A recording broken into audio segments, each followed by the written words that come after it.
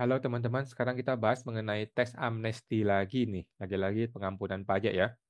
Banyak orang bertanya, atau banyak orang mempermasalahkan lah ya, bahwa teks amnesti ini adalah pengampunan pajak untuk orang-orang kaya gitu ya. Sedangkan orang-orang miskin itu tidak dapat pengampunan pajak, malah dikenai pajak lebih tinggi.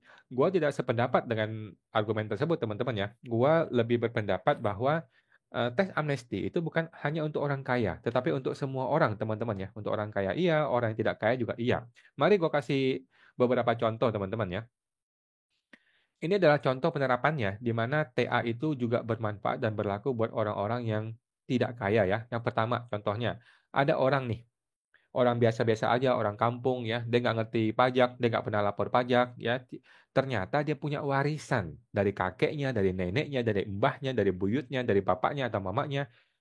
Warisan ini nggak banyak gitu, mungkin sebuah mobil, sebuah motor, sebuah rumah, atau sebuah tempat usaha dan sebagainya ya. Sudah lama sekali dia tidak pernah lapor, oke? Nah, bahkan mungkin dia tidak punya NPWP, atau dia punya NPWP tapi nggak pernah dilaporkan. Nah, orang seperti ini akan sangat-sangat terbantu oleh teks amnesti, teman-teman ya. Walaupun dia mesti bayar pajak ya, tetapi teks amnesti ini akan menyelamatkan dia atau membantu dia dari segala kerumitan, segala kesusahan yang mungkin dia alami kalau dia tidak dapat teks amnesti, ya. Kalau dia mau pembetulan SPT atau lapor SPT mundur 5 tahun atau 10 tahun, kan repot ya, udah repot dia nggak bisa ngerjain, nanti ketemu orang pajak kalau orangnya error, diperas sama orang pajak ya. Nah, jadi orang-orang seperti ini, orang yang biasa saja yang nggak ngerti lapor pajak, tapi punya harta warisan, ya. Kayak ini kan bukan orang kaya ya, ini bukan orang kaya. Dia juga dapat mendapatkan fasilitas dari TA ini ya. Kemudian contoh lain, ada orang nih, orang biasa-biasa aja, bahkan ini orang yang sudah benar lapor lah ya. Anggaplah kan tadi orang yang biasa dan tidak bisa lapor pajak. Sekarang ada orang biasa yang bisa lapor pajak, sudah lapor pajak dan sudah yakin dia betul.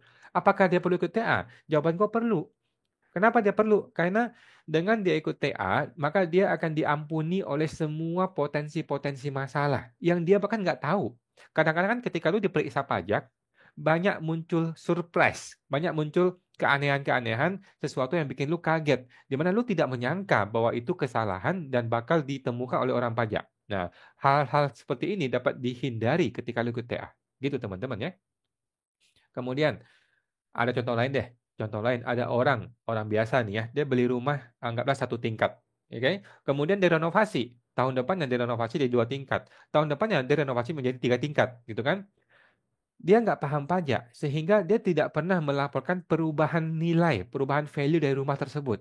Yang dia laporkan masih nilai pembeliannya sampai hari ini. Apakah itu jadi masalah? Saran gua itu bakal jadi masalah ya, sepemahaman gua ya, suatu hari akan jadi masalah. Jadi lebih baik gimana, dia pembetulan SPT dong, dia betulkan SPT-nya, tetapi kalau pembetulan SPT kan ribet. Ribet dan sulit dan belum tentu diakui oleh orang pajak. Kalau lu ketemu oknum, diperas nanti kan. Nah, solusinya apa? Solusinya adalah dia melangsung ikut TA. Langsung ikut TA hanya atas selisih dua tingkat rumahnya saja.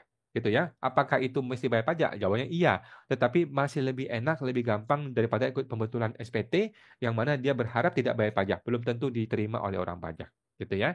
Nah, orang seperti ini juga terbantu oleh TA. Kemudian contoh lain, ada orang, anggaplah orang atau perusahaan lah ya, PT atau CV atau PTP yang udah bertahun-tahun nggak lapor pajak. Kan banyak orang gitu kan, bikin PT, bikin CV, ternyata dia punya proyek nggak jadi. Nah, proyek nggak jadi, nggak usah lapor, lapor pajak dong, nggak usah bayar pajak, nggak usah lapor pajak. Apa yang terjadi? Kalau nanti dia lapor, dia akan langsung kena denda terlambat lapor, denda terlambat bayar gitu kan. Nah, denda terlambat lapor SPT tahunan badan itu 1 juta 1 tahun gitu kan. Kalau dia ikut TA, selesai, selamat semuanya teman-teman ya. Nah, jadi sangat bermanfaat ini TA teman-teman ya. Baik untuk orang kaya maupun orang miskin. Ini orang biasa nih ya, punya PT tapi nggak pernah lapor. PT-nya gimana selamatinnya? Dengan ikut TA teman-teman ya, selamat ya. Kemudian, ada lagi kasus yang lain. Ada orang pribadi atau PT yang mungkin sudah PKP. Ini juga banyak terjadi teman-teman ya. Orang sudah PKP, kemudian bisnisnya nggak jadi nih, nggak jalan nih. Dia tidak laporin PPN-nya. Padahal PPN itu wajib dilapor setiap bulan, teman-teman ya. PPN itu wajib dilapor setiap bulan. Dia nggak lapor-lapor. Apa yang terjadi? Yang terjadi adalah dia akan kena denda 500.000 per bulan. Kalau setahun 6 juta teman-teman ya, kalikan 3 tahun 18 juta teman-teman ya. Itu kalau beli bakso satu mangkok 30.000 bisa berapa? Gitu kan? Nah, untuk orang-orang seperti ini yang hidupnya udah susah, nggak lapor PPN karena nggak ngerti pajak gitu ya, bisa selamat gara-gara ikut TA. Gitu teman-teman ya. Jadi banyak manfaatnya bagi orang-orang kelas kelas menengah ke bawah. Kemudian ada lagi cerita lagi, orang-orang biasa nih. Orang biasa mungkin orang pekerja rumah tangga atau supir atau siapapun orang biasa nih. KTP dia dipinjam oleh orang lain untuk belanja lah, untuk beli mobil lah, beli rumah lah, untuk beli omset lah, beli dagang dan sebagainya. Akibatnya apa? Kalau ketahuan jadi masalah di pajak, bisa masalah besar. Apalagi orang itu sudah kabur ya, orang yang pakai KTP dia kabur, lebih parah lagi, teman-teman ya. Nah, ini kalau nggak dia laporkan, kan jadi masalah. Tetapi kalau dia laporkan, lebih masalah lagi, gitu kan? Gimana solusinya? Solusinya adalah ikut TA. Ya, orang-orang seperti ini bisa ikut TA, maka semuanya diampuni, diselamatkan, nggak usah pusing lagi. Gitu teman-teman ya. Nah, cerita lain lagi, ada pensiunan PNS atau orang swasta lah yang dia punya harta nggak dilaporkan. Ini banyak sekali teman-teman di Indonesia, teman-teman ya. Orang yang PNS atau swasta, dia pikir SPT dia itu sudah aman. Dia pikir ketika gue terima gaji dari perusahaan, kan gue sudah dipotong pajak. Berarti gue sudah nggak usah pusing. Ya, padahal menurut undang-undang pajak, lu tetap harus laporkan pajak lu secara rutin setiap tahun. Oke, dia nggak lapor, dia pikir aman. Orang seperti ini suatu hari bisa kena masalah oleh pajak. Solusinya apa? Solusi ikut TA. Begitu dia ikut TA, memang dia masih bayar sedikit nilai pajaknya, tetapi dia diamankan. Oke, semuanya diamankan, tidak usah kena masalah pemeriksaan lagi, nggak usah lagi kena masalah pembetulan SPT. Gitu teman-teman ya, bermanfaat sekali. Contoh lain deh, ada pengusaha orang pribadi yang memang betul-betul punya omset besar. Oke, berarti dia penggembrang pajak dong ya, dia penggembrang pajak ya. Dia punya omset besar, dia tidak PKP, belum lapor dengan jujur, tetapi keuntungannya kecil, profitnya kecil, paling 1% atau 2% dia untung gitu ya. Itu pun udah habis buat bayar gaji karyawan, buat bayar biaya hidup dan sebagainya ya. Orang seperti ini teman-teman tidak ada solusi. Orang seperti ini tuh tidak punya solusi. Mau datang ke AR, mau lapor benar nggak bisa, karena dia profitnya sudah habis buat biaya hidup. Mau disembunyiin juga dia deg-degan, dia tahu dia salah, ya kan?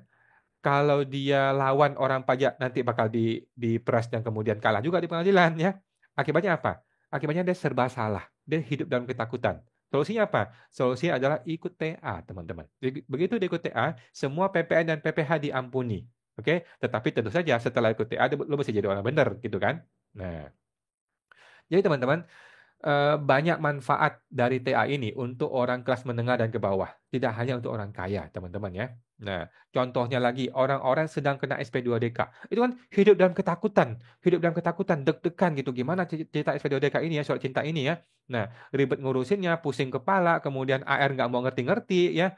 Nah, orang seperti ini akan selamat oleh TA, selamat oleh undang-undang TA ini, teman-teman ya. Banyak kelas menengah dan ke bawah yang akan selamat oleh TA. Oke. Kemudian kalau orang kaya gimana? Nah, orang kaya gimana ya? Banyak orang kan komplain orang kaya dapat TA gitu ya. Jadi gini teman-teman ya, orang kaya itu punya privilege. Mereka itu punya duit banyak, punya koneksi yang banyak, punya koneksi sampai ke DPR, kejaksaan, polisi dan sebagainya ya. Kalau dia nggak lapor harta dia, disembunyiin terus, tetap anyway normal-normal aja, santai-santai aja, nggak ada masalah, ya. Tetapi kalau dia lapor dia punya harta, belum tentu menguntungkan juga, anyway, ya kan? Terus kalau DJP mau mengejar orang-orang ini, orang-orang super kaya ini ya, sulit bos, ya, cost-nya terlalu tinggi, cost-nya tinggi. Nanti dikit-dikit digugat ke pengadilan nih kayak si Awan si bangsat ini kan, dikit-dikit dia dia mau kasih SK2DK digugat ke pengadilan. Orang kaya kan begitu ya, orang pinter ya. Nah, jadi daripada cost-nya besar untuk mengejar orang-orang kaya ini, belum tentu berhasil juga, malah diserang balik, mendingan kasih dia TA. Kasih dia kesempatan ikut TA, duitnya bisa masuk ke negara dan DJP bisa move on. Gitu teman-teman ya. Jadi mesti perhitungan cost dan benefit gitu loh. Jauh lebih enak ketika orang dikasih TA kemudian bisa move on, sama-sama move on. Daripada kita perang, kita ribut terus, belum tentu dapat duitnya gitu kan. Negara nggak dapat duitnya, mesti perang terus di pengadilan, kemudian juga harus harus ribut kemana-mana, belum tentu berhasil lagi, gitu kan. Nah, jadi teman-teman, Kesimpulannya TA itu bukan hanya untuk penggemplang pajak, bukan hanya untuk orang kaya, bukan hanya untuk orang yang penjahat gitu ya, tetapi untuk kita semua, untuk Anda dan kita semua, para rakyat-rakyat yang jelata, rakyat yang kelas menengah ke bawah juga sama akan terbantu oleh TA ini teman-teman ya. Karena masalah pajak bukan hanya untuk orang-orang kaya, masalah pajak juga untuk orang-orang miskin, juga untuk orang-orang yang kelas menengah gitu ya. Nah, sekarang apa yang mesti Anda lakukan sebagai rakyat jelata atau rakyat biasa ya? Untuk menyambut TA ini. Nah, untuk menyambut TA 2025 yang mesti Anda lakukan adalah membenarkan SPT 2024 dengan sebenar-benarnya, mendekati kebenaran, mendekati yang real, sesuai dengan profil penghasilan Anda. Gitu ya. Selebihnya yang mungkin masih nggak terlapor atau nggak bisa dilaporkan atau tersembunyi, barulah diikutkan ke TA. Begitu teman-teman yang kira-kira solusinya ya. Oke teman-teman, kalau teman-teman mau tahu informasi mengenai TA, silakan masuk ke website ya www.ta2025.com ya www.ta2025.com. Disitulah ada informasi-informasi TA termasuk video-video seperti sekarang ini ya akan gue sampaikan di website tersebut. Oke, teman-teman sampai jumpa lagi, semoga terbantu.